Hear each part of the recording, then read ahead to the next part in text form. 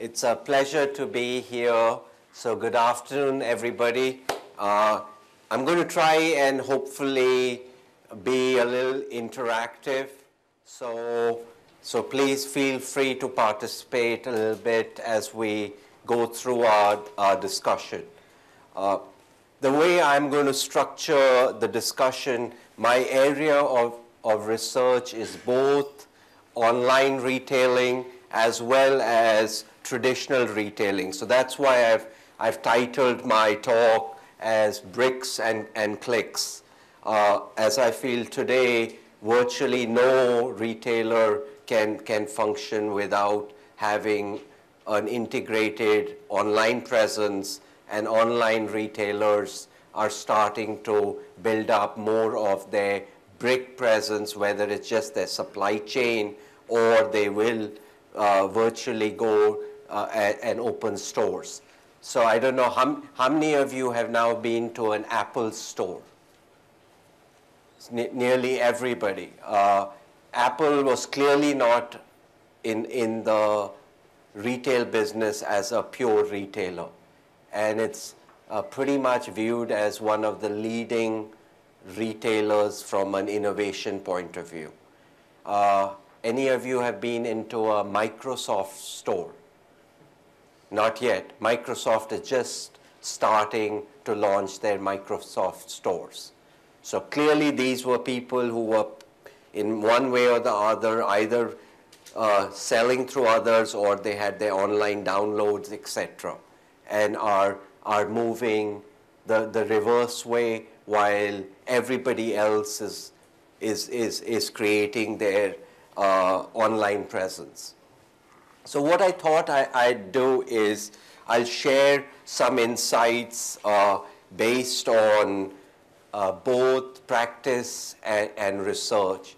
I'm working on a book on innovation in this retail space.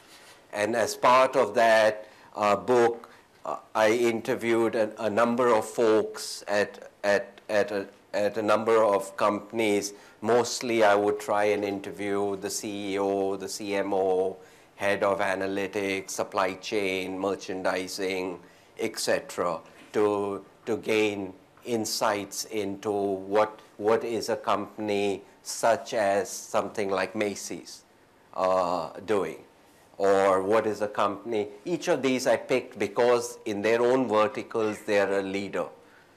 So Zara, as you are familiar, real leader in fast fashion, versus Victoria's Secret is a leader in intimate apparel. Macy's is pretty much the main department store left. DSW, everybody may not be familiar in the US, it's Direct Shoe Warehouse is the largest shoe store, very popular. Now it has major competition from Zappos for shoes. CVS is one of the largest pharmaceutical companies, Staples, largest office supply company after Walmart. Everybody is after Walmart on every dimension. Kroger is the largest grocery chain in the US. Home shopping network is a very interesting, I don't know exactly in Spain whether you have an equivalent of shopping on your TV. So that's how this format started: TV, web, mobile, etc. Very interesting. And BJ's is a club store format. In addition, I've been doing some work with folks in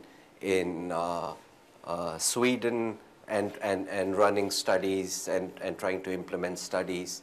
And then I do a lot of work through experiments, surveys, panels, field, online, etc.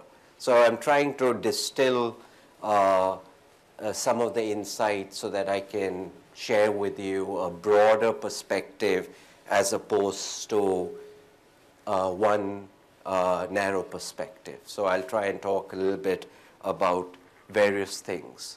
So if you look at it, online retailing is really hot. I do appreciate the comments that were made by our kickoff person, how do you pronounce his name? No, before your Manuel. And I don't think Barcelona is ready for, what was the word, like the major volcano or whatever. I think we're probably going to be just fine here. But online retailing is definitely very interesting. And what I view in this space is just not online. I view mobile, online, and social as all one, and with it comes what we also call localization. And so the key in all of it is if we go to a macro level, the hottest thing for people to deal with, both at a company level and an academic level, is big data. And big data is basically, we have tremendous data. So already I was chatting with Pablo and asking, is he willing to share some data? Because they have a pretty massive travel business. As you were saying, fourth largest travel business. People are buying all kinds of travel online, on iPads, ultimately on cell phones. And there's so much more opportunity to contact with your customers. In the old days, what would happen? You'd go call your travel agent, you bought a ticket, you got your thing in the mail. I used to get a little envelope with it, and that was the last I would deal with them till the next trip. Now with your various sort of iPhones and iApps, you get your check-in, you get your alerts, your travel advisory, your weather. I have options to get hotel information, restaurant information, etc., etc. The opportunities are endless, but you have to be doing stuff with the data to figure out who gets what and how to localize. So I really feel like online retailing in a broad sense, clearly some of you might say this is not retailing, this is service business, but a pure retailing guy views services as retailers. So they're all, we may not necessarily view a doctor as a retailer, but we definitely view restaurants and travel and all as all part of retailing. So I really feel like online retailing is very hot, very interesting, and e-commerce is pretty much 10% of all spending. That's a huge amount of money for the amount of investment that goes in running e-commerce side of business is much smaller than running the traditional business. And I think Jonathan in his slides when he had comparisons of online store versus e-store, you could see some of the comparisons that were happening. The other area is, again, this is related to the big data, is the number of monthly visitors. It's pretty huge, and what is great is virtually nobody has as yet integrated the social media channel in. So yes, social media channel, as we heard from some of the presentations, is viewed as where people complain. So you go onto Twitter and you complain about something, and we teach our customers to complain, and if they complain, we do something for them. How is that data being integrated with the rest of it so that we design the experience? My feeling is if somebody complains, I solve something, that's actually an opportunity for me to offer them the next offer because they've just got something very satisfactorily resolved. My credibility in front of them is at the highest level. This is the time for me to potentially put what I would call my next best offer in front of them. But it's got to be something that is unique to them and customized and localized so that they would take advantage of it. And so every touch point is an opportunity to, one, satisfy the customer, but more important, also make money in the process. So I'm fundamentally a business professor. I'm here to, when I'm working with clients, the goal is satisfied customers, but we got to make it at a profitable level. Otherwise, it doesn't work very effectively. This is another area that we've seen comparison sites. And that's why I was chatting with Pablo about just the buyout recently, a few days back, of Kayak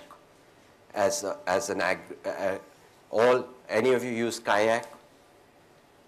Just a few of you. Basically, what is beautiful about it, it instantly gives you all kinds of other sites. So it would aggregate from Travel Velocity, Orbitz, etc., a whole bunch that you can look at, and instantly you have all the best options. So what does that mean? We as consumers are really looking for best and best and best deals.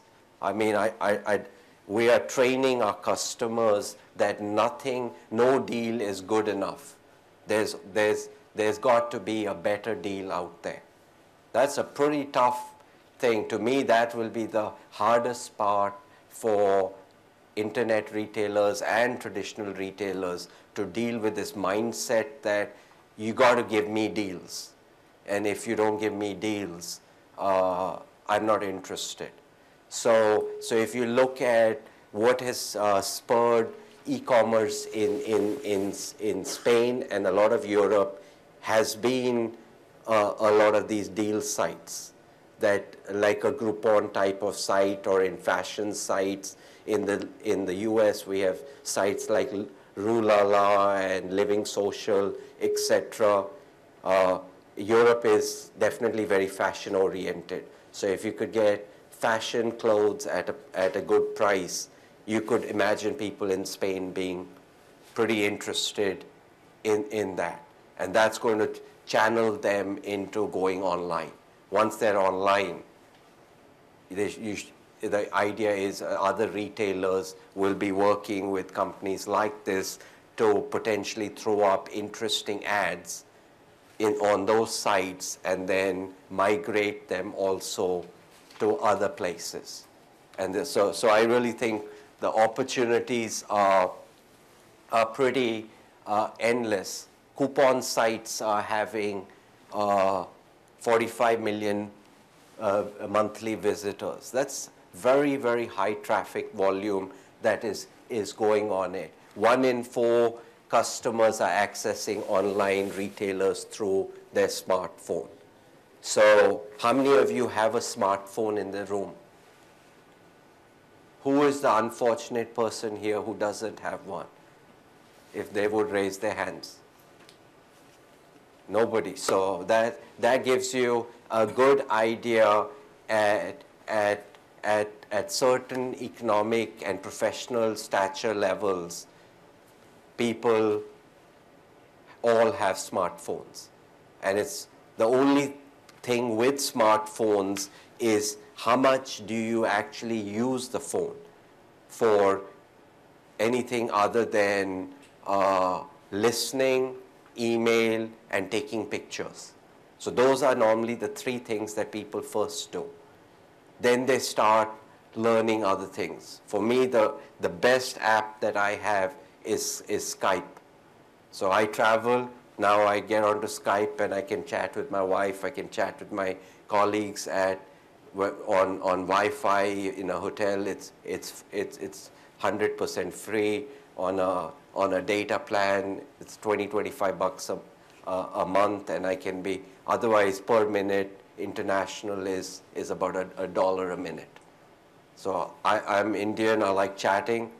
A conversation could easily take 50 minutes to cover a 2-minute discussion. So that used to get me a few $100 bill every trip. My wife would look at me and say, what the heck? is going on? Why are you spending so much money on this? So this has been a very good app. In the same way, the example that people talk about the apps is how I learn about other apps, and I'm downloading and using one. So the speed at which apps are diffusing are critical, and all these firms out here have to be investing a lot of money on apps. If they're not, they're going to lose a lot of opportunities. 1 in 5 smartphone owners have made a purchase with their phone. So they're not only using it, they are buying stuff. And the downside of it for retailers is the issue of what we call showrooming. So people check out the merchandise in the store and then order it online through their smartphone on Amazon or something. So what are retailers all doing? They are trying to offer price matching guarantees right there.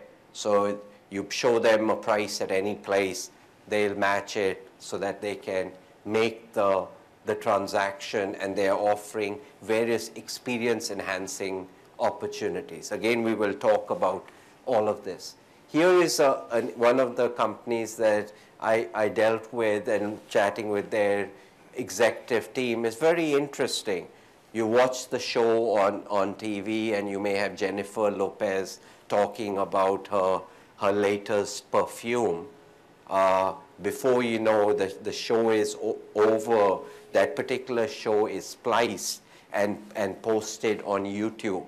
So Home Shopping Network has their own channel on YouTube, and they are one of the largest content providers on YouTube. So every show is spliced as soon as within an hour or two of the show being over, and it's posted, and it has the link straight from the video to how you buy it. So if you look at any of these things on YouTube, you'll see how many people are buying it. You can access it on your iPhone, and you can even access it now in many airlines while you're flying. So they are offering the opportunity to potentially buy wherever you are. And what is very interesting about it is people, their best customers are buying minimum 18 times a month. And the stereotype is the customer is somebody who's just sitting at home. Their best customers are actually professional women who have a very busy life working from whatever 7 a.m. to 7 p.m. and then got to get home and deal with their children and their spouse and all. So they want to buy stuff as soon as they can. When they are in the train, they'll check in. When they have a few minutes, they'll find what they want and put in the order. So that's the thing. So this is what I call true multi-channel integration. Everywhere it's the same content, same price, same messaging.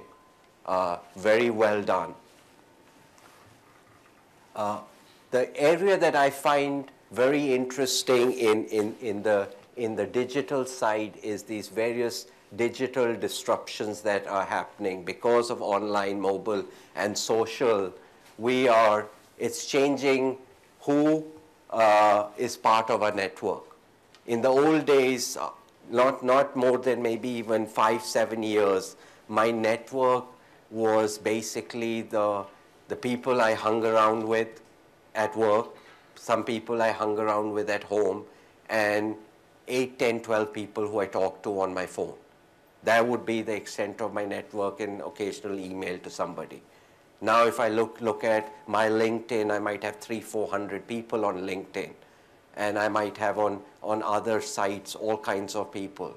I can't believe how many people now are in my cell phone, the number. So our network is really extending. Previously we had one-on-one conversations. Now we have one with many when we post something on our wall. We had designated times. Now it's pretty much 24/7. We put something, somebody's in India, somebody's in China, wherever at different times, different people respond. It was very localized. Now it's very global, and we had first-hand knowledge. Now we report, we retweet, we repost other people's knowledge and say, this is very cool, and you can learn this. It's not like I've done anything. It's just somebody else's that I just shared and say, this is a good way. This is a very interesting way that it's changing both online, offline, what we are doing. And that's a tough thing for managers to deal with. So with a colleague of mine, this is a model that he's developed. It's called Circles of Success. And basically, Circles of Success is a nice way of depicting your value proposition. So in marketing, the number one thing, if you're a retailer, e-tailer, etc., is you have to have a clear, well-defined value proposition that your customers understand, correct? That's what when we talk of being an entrepreneur, we say you need to know in a 1 minute what would be your rocket pitch. If you went up an elevator with a venture capitalist, what would you say eDream stands for? And what would you tell them so that they'd say, yep, I want to know more and invest. So basically, if you are the retailer, your goal is to maximize your overlap with your benefits, with your customer segment, minimize the overlap with your competition. What happens in real life if we are an internet retailer? We do something, they do the same thing. Everything we do and they do is identical. And majority of what a customer wants is not what either of us are doing. And that's the initial situation, and that's why a lot of internet retailers are not successful. So they are basically copying each other and not really understanding the customer. So this is really a value proposition that the rest of my talk is geared towards trying to understand how do we increase the size of that value proposition for our customers. And that's what makes a particular firm profitable. So the 4 drivers that I view, my model is the 4E model for pretty much everything in life. So if it was just your relationship with your significant other, that's also the 4E model would increase your engagement with your significant other if you followed it. But it's also very useful for an internet retailer and a retailer to think about. So the first part is excitement. The second E is education. The third E is the experience that we have. And the fourth E, which is the key area that all of us in business are interested in, is engaged customers who come back and back and back. And they tell others about us, and they tell positive things about us.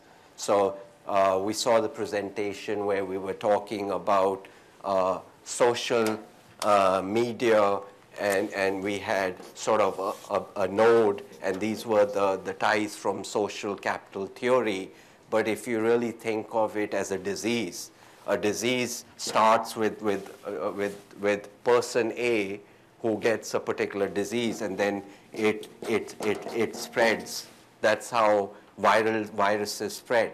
In the same way, social media has a positive connotation that it spreads in this fashion, and it spreads at a pretty high pace. So my telling somebody I had a great experience with Zappos goes to 500 people, and a lot of them retweet and reshare it, and before you know it, it may have gone out to 20,000 people. That's a pretty significant impact that we need to manage. And if those people start coming back, we have high level of engagement. So the first, how am I doing on time? Okay, oh, thanks. my first E is excitement. So what can we do to excite our customers in an online environment? There are fundamentally a couple of things that we would focus on. One is our fundamental value proposition, which is the benefit side. And the second is the cost side, which is our price. So if we think of a firm, here's a typical way that prices are presented by online retailers. So if you look at this is Kmart, they are presenting a sale price here, $349, and a smaller retailer reference price on the right. Now look at Sears. Again, Kmart is owned by Sears. They are using it the other way around. The reference price is here and the sale price is there. And you would say, so what? What's the big deal? Which way people present? Does it really matter? And the idea would be is maybe it doesn't matter. But you saw from Anne's presentation earlier where she talked a little bit about price information.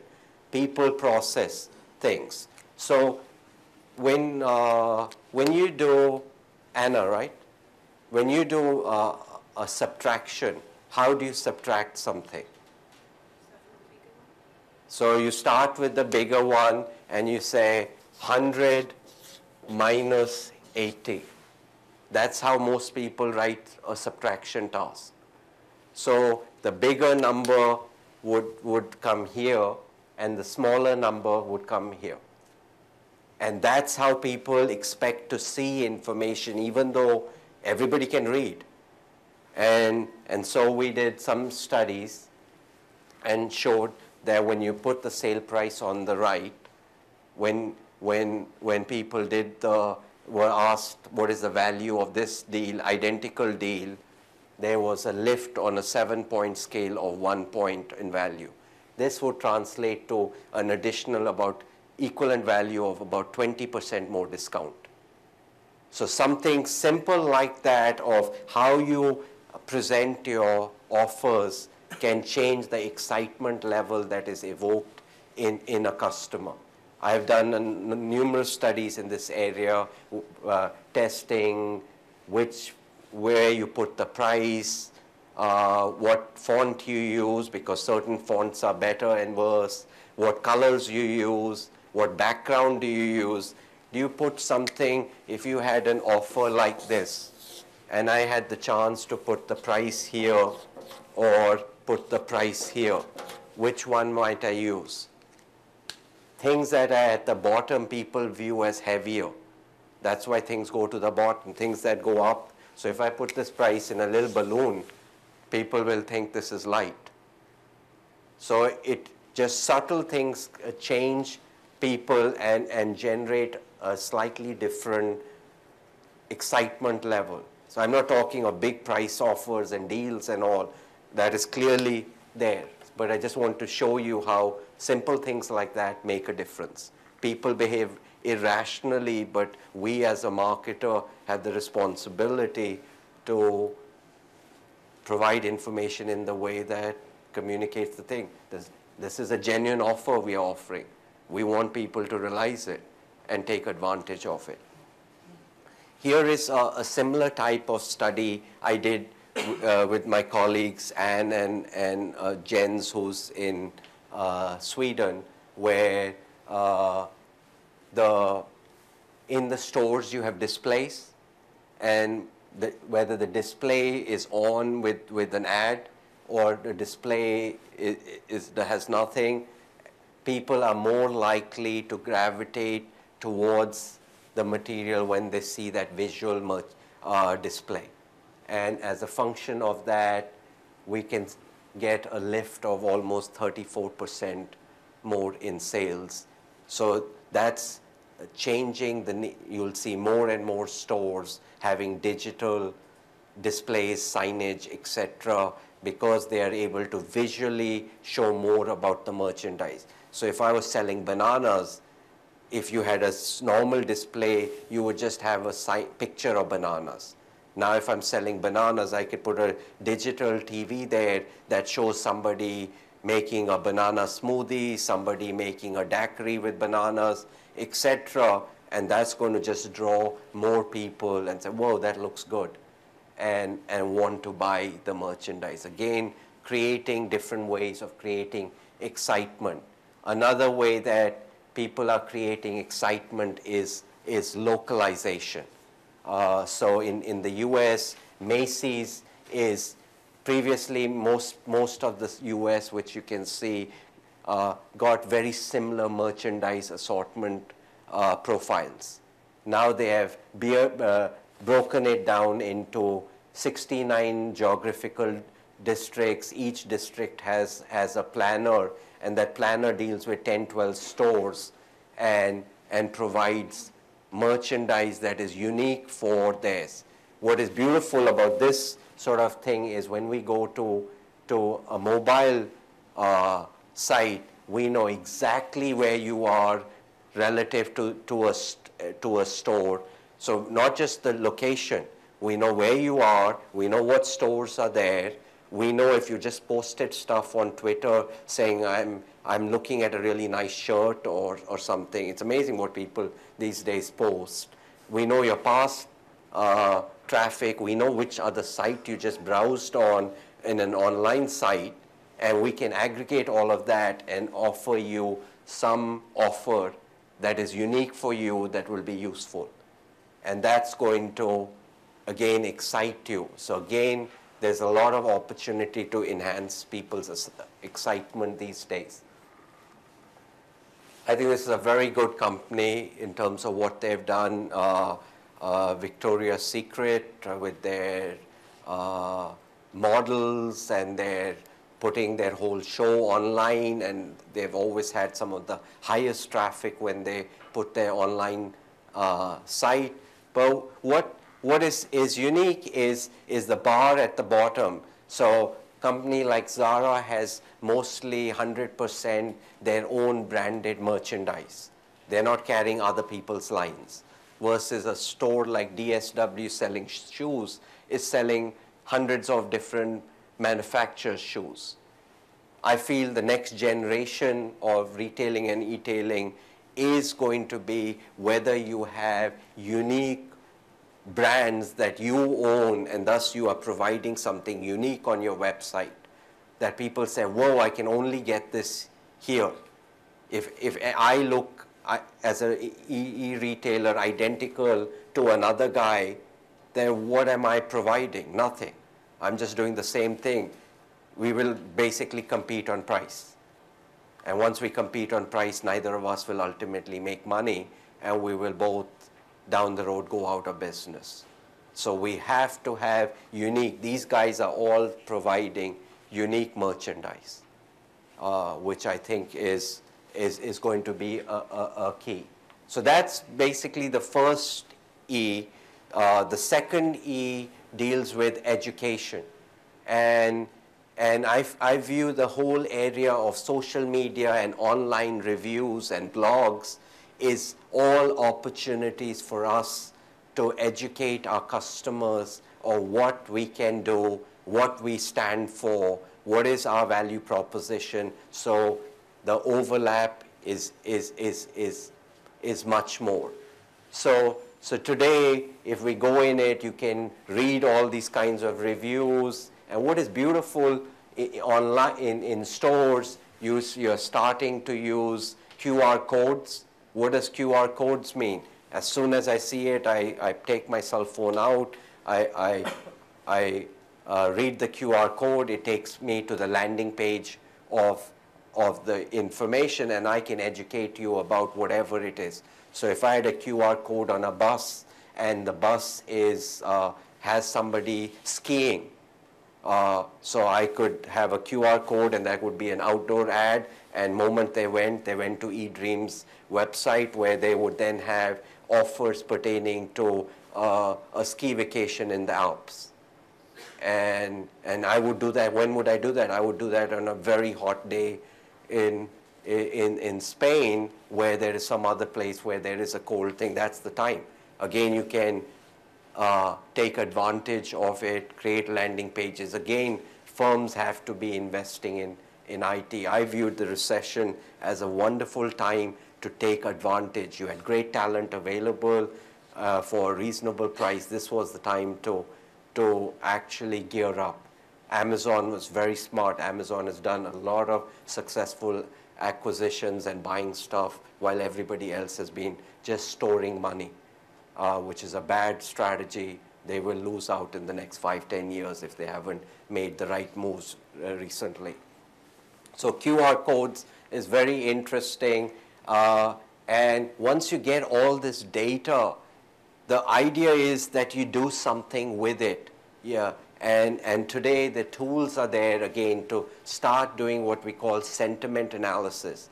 So I'm doing some research where we are coding the sentiment analysis of everything that people write on reviews on Amazon. And then those sentiments are coded for whether the review is positive or negative, but it's also coded for what we call connections. So we are taking linguistic theory to code, and we can pretty much reach models in certain categories where we can predict 85 to 90% of the likelihood of the person being satisfied and so forth based on the models. Then we are validating those sort of predictions with Twitter, and we can code how people tweet. So what is the advantage if I'm somebody like eDreams and somebody tweets to me? If I have this built-in code in, as soon as that tweet comes in, our algorithm can be then used to generate what type of customer he or she is and what type of response needs to go back because of the type of thing, instead of somebody spending the pure time reading it. So there's a lot of advantages for retailers from this kind of stuff. Here's another, the third E is experience. So I thought, travel is a good business. I'd love to experience lying on the beach here and then going on this boat for a ride. Or in our case, we look at in a study. So here is a room that is relatively functional. It's about $170. It's got some free stuff, sort of a crappy little looking pool, but what do you expect for $170? And here's a much nicer hotel, about $200. You can see quite a nice thing, a nice pool on the roof, and a lot of nice things. So if people were put in a choice setting, they would more likely, if they were looking at price, they would pick the lower one. If they're looking at something else, they'll pick the higher one. So how can I, in an online setting, give people the feeling of an experience? So the best way is, in an online setting, I can show you the images of the hotel, which is very common done by hotels and retailers. They show you all kinds of images or merchandise. Or alternatively, I can take those images, they're the same images, but they're spinning every 10 seconds to the next one. Now it actually feels like you are watching a video. So I've not actually taken a video, I've just taken the same images and put them in, and every 10 seconds it flips. And the third option, I've got to wait till these finish.